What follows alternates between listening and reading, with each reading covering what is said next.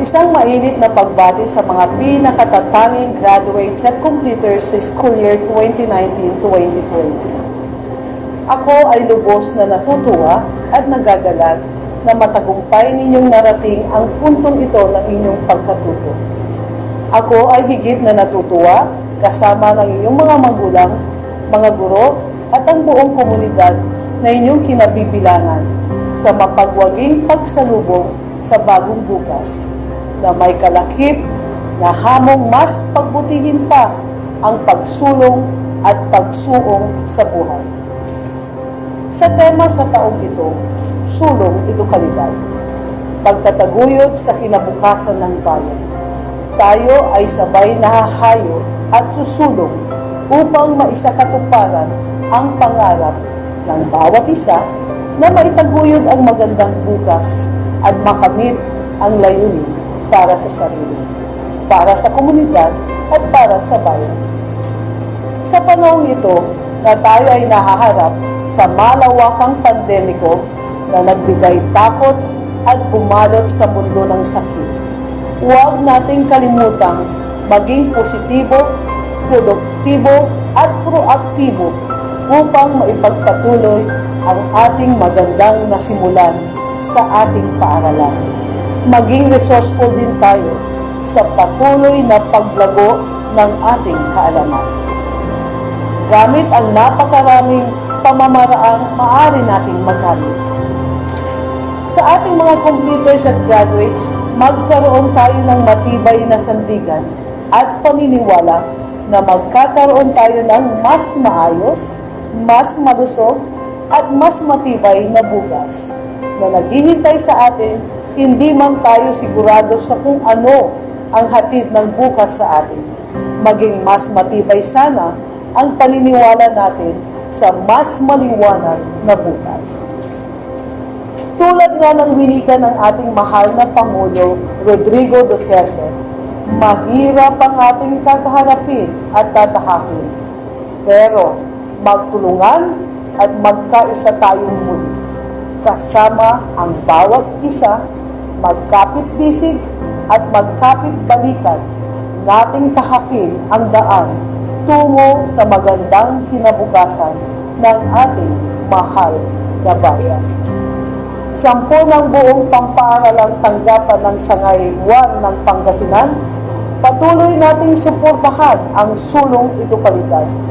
Ipagpatuloy natin ang kultura ng karangalan, kagalingan at kahusayan. Patuloy na ikalat ang mga buto ng dekalidad na edukasyon. Mabuhay ang batch 2020.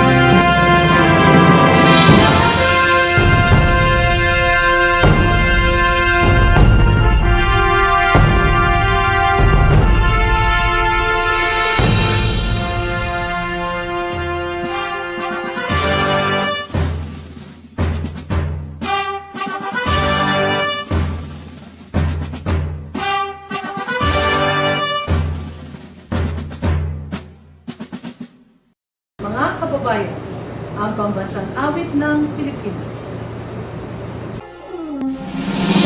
Tayong magiliw, pera sa silanganan, anak ng puso, sa dibdib ay buhay. Lumang hinirang, duyan ka ng pag-ibig, sa manlulupig, di ka masisingin. Sa dagat at bundok, sa simoy at sa langit mong uraw, may nilagang tula at awit sa paglayang minamahal. Ang bisang ng watawan mo'y ganun ay narating, ang bituin na parang niyang kailan ka may di maghihiling. Walang araw ng walang ibang sinabi ay langit sa piling mo. Ang hindi kaya ng pagkay ng langit, namamalay ng dahil sa'yo.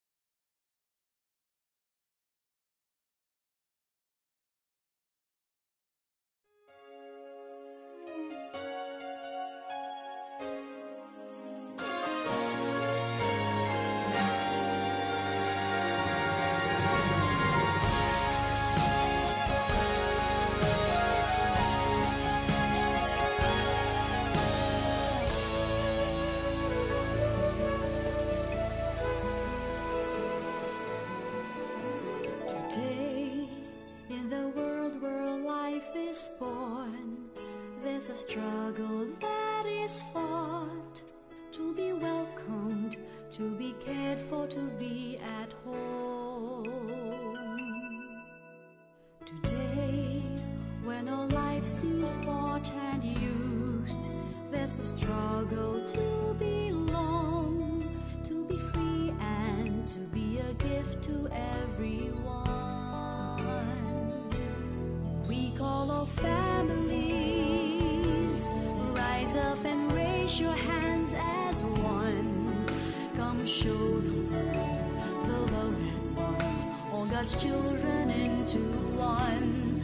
We call all families, share the treasure that's in your hands. What can save us now? What can lead us now? What can make us all be one? Only selfless love. Jesus showed the world that only selfless love can bring 100-fold of fathers, mothers, brothers, sisters, homes, where peace and mercy reign, where faith and hope remain, where life begins and ends in God's embrace. Calling all families, let's make it happen through only selfless love. Like the Holy Family with Jesus, Joseph, and Mary, home is where true love begins. Love rejoices, love embraces. We call all families, rise up and raise your hands as one. Come show the world the love that binds all God's children into one. We call all families, share the treasure that's in your hands. What can save us now? What can lead us now? What can make us all be one? Only selfless love. Jesus showed the world that only selfless love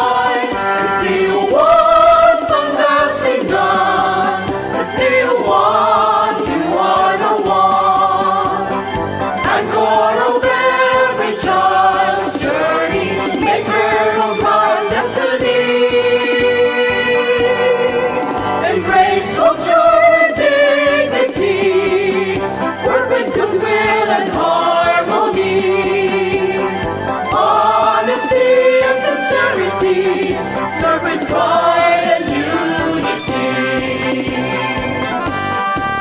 Castillo 1, Pangasinan, public service at its finest, right there to bring out the best and stand out among the rest. Share kindness for the nature that our children will treasure, where they live a brighter future and make our dreams to nurture. Castillo 1, Pangasinan, Castillo 1, you are the one. Anchor of every child's journey, maker of bright destiny.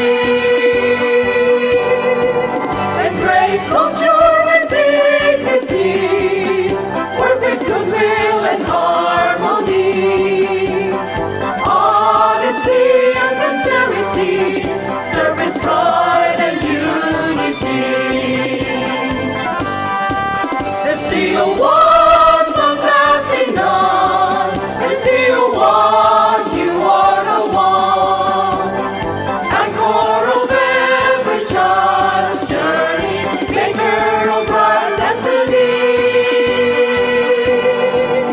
Embrace culture with dignity, work with goodwill and harmony. Honesty and sincerity, serve with pride and unity.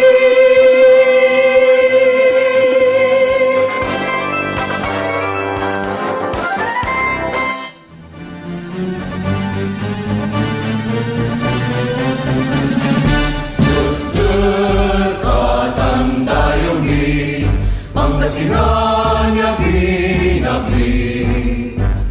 Deun mo tani yaligwas, iuragep ko lawas. Dan puso Pangasinan, agkanalingwanan. Luyak ko yani yanagan, bedegtakan yaman. Mantuan nalikwas mula tayanan nila, kasih maluring mapula. Say pagkakasakti na kay nalilig na, labot ka na mabresika. Say dayag mundak na'y datuktan sa yaman, sedang nakapalan ngayon. Karoon ang tansamping mo Pangasinan, pagyan talawas Bantayan. Lawas takan ikang duro Pangasinan, arwen takan bayubuan. Panangap mo kung yawala na bangunan, ikikinon ko syubaman. Pangasinan, luyang minanyaman.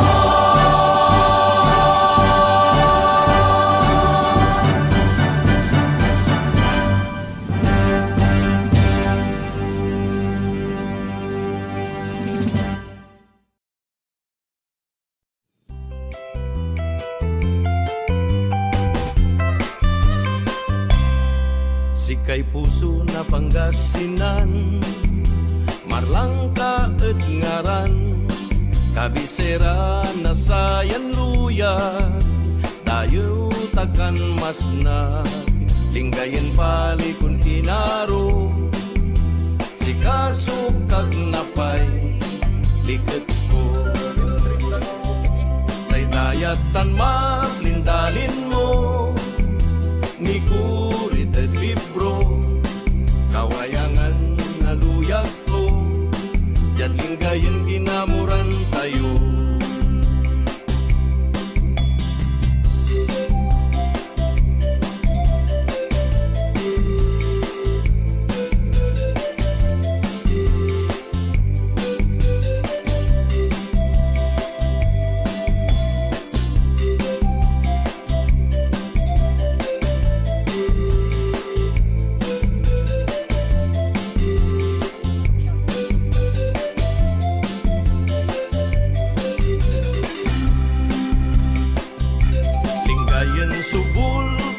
kabatan, ilalutan yaman, say abong na ulayag luyag, sikay nilet negan, matalong garing iran binimso, bitawen tan galang, linggayan pinablin palay ko, linggayan man sinsya kat puso.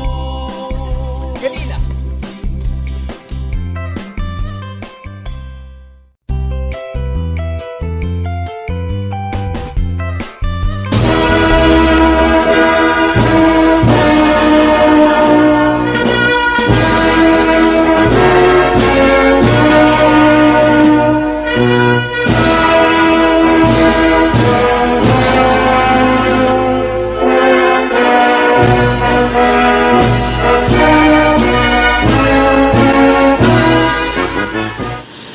By the authority of the school's division superintendent, Dr. Sheila Marie A. Primicias, C6, and acting upon the recommendation of your principal,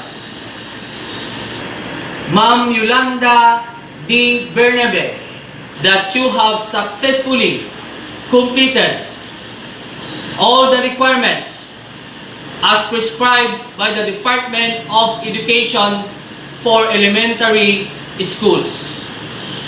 I, Roger B. Ondalan, Public Schools District Supervisor of Lingayen 2, hereby confirm you completion rights and declare you elementary completers of Guesang Elementary School.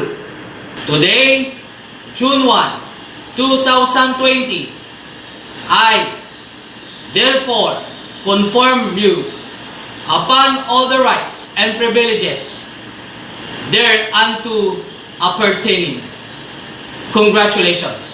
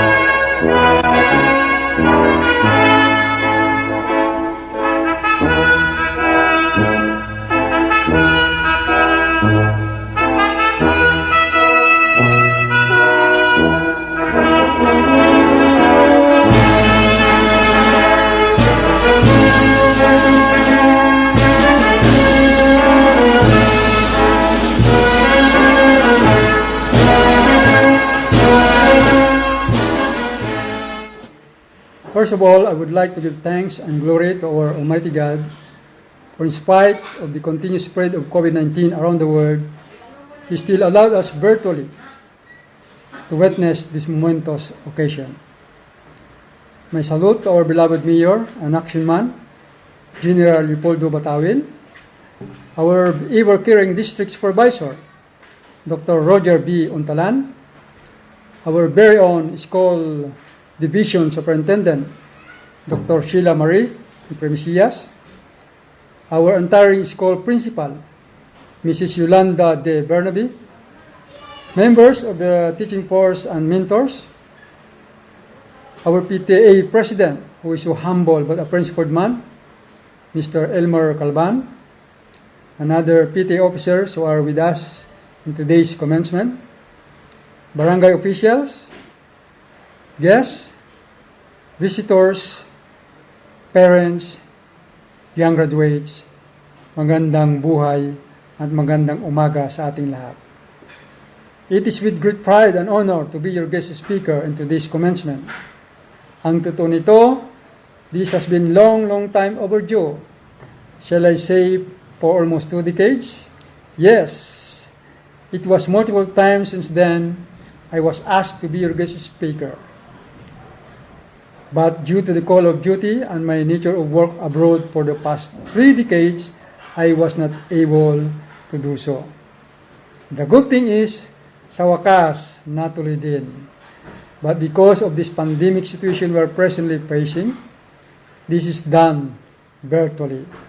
And it's good. We are beyond the social distancing set by our government health officials. It's sad to note, however, that all our previous teachers during our time were no longer here in this school.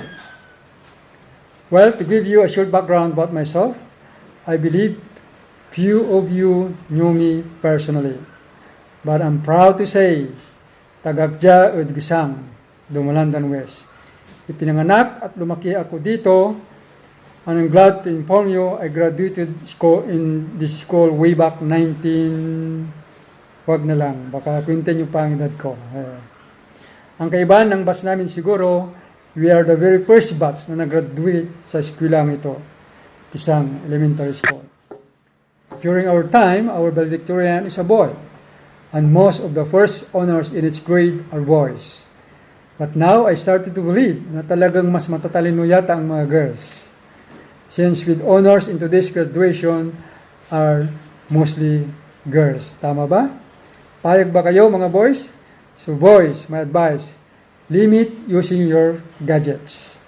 Well, graduation day is indeed a memorable day in the minds of every student and their parents. Young graduates, this is the start of your shining moments. Some of you may not have special awards, yet each of you are blessed with and gifted with talents and are worth congratulating. Now that you have passed another challenge in your life, it's time to move on to a bigger challenge, that is high school.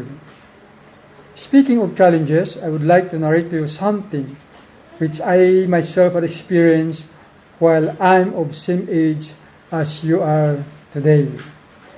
Just a week after my graduation in elementary, one of our cousins studying in Baguio City, it was his semester break that time from his senior college, visited us home.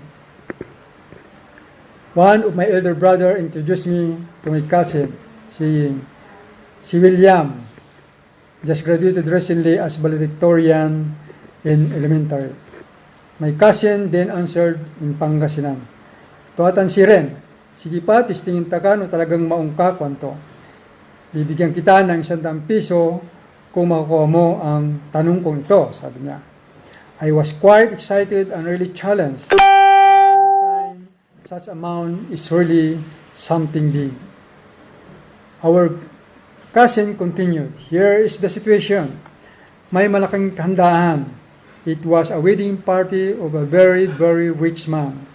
After the party, the butchers counted total heads of 100 for chickens and pigs combined, while number of feet combined for pigs and chicken was 244.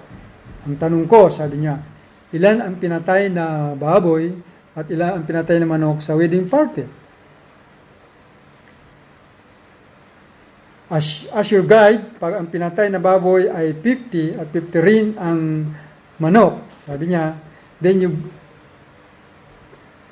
you got the correct number of heads, which is 100. Ang total na paa ay 300 if you multiply by 4 and 2 feet for 50 pigs and 50 chicken respectively, which is not equivalent to 244 feet total. This type of problem is good only for 1 to 2 minutes to solve with algebraic x and y equation. But at my age, the time wherein such algebraic equation was not yet taught in elementary, and even in the early years of high school, I said to myself, the only way I can solve it is by trial and error.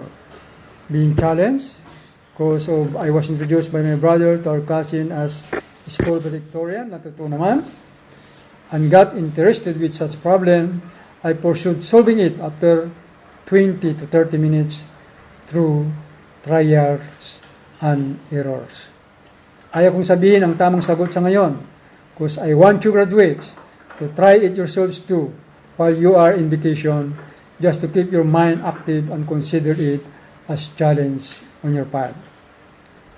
The lesson I want to emphasize here is, if you have the will, courage, and determination, you can achieve something big.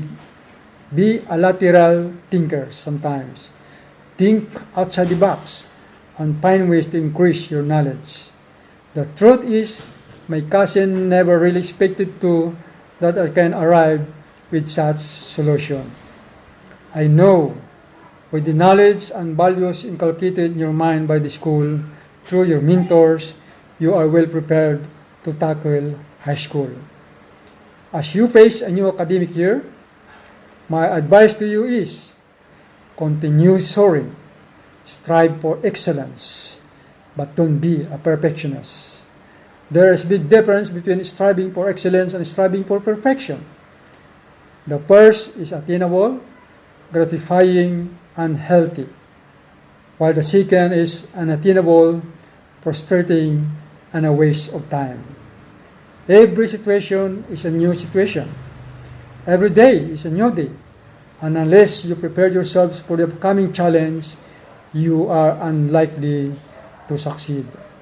And today is the best preparation for tomorrow. Tanong, paano ang tamang preparasyon? After graduation, what?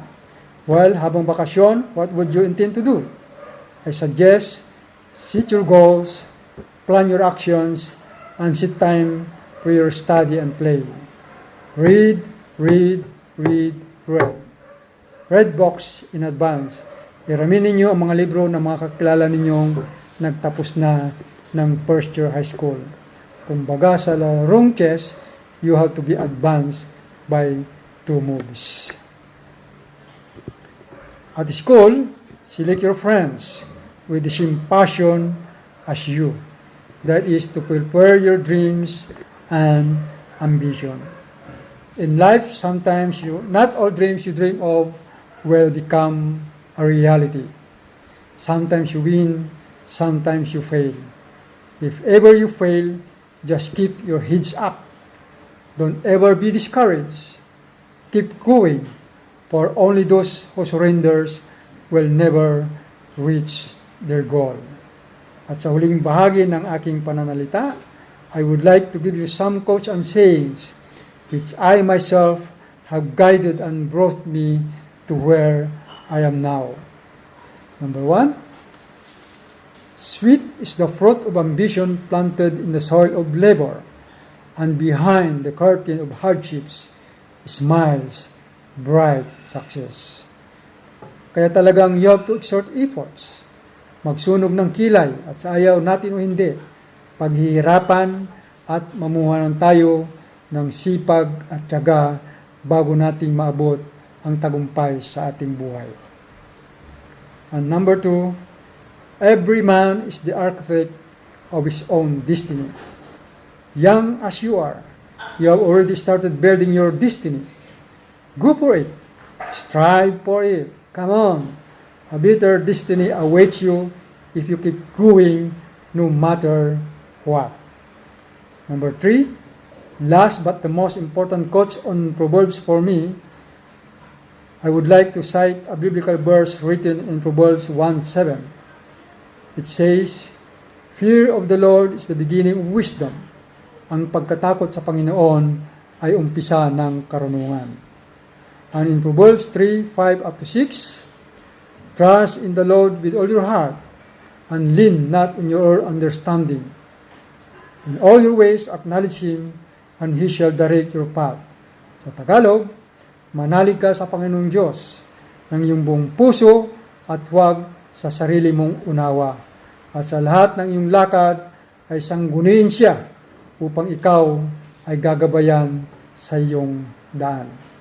So, have faith in the divine providence that guides the destinies of men and nation. At this point, may I request everyone to give a big round of applause to our young graduates. Congratulations, graduates.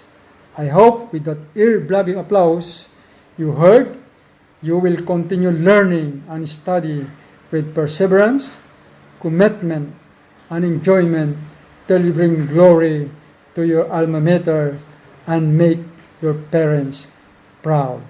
Maraming salamat at muli magandang umaga sa ating lahat.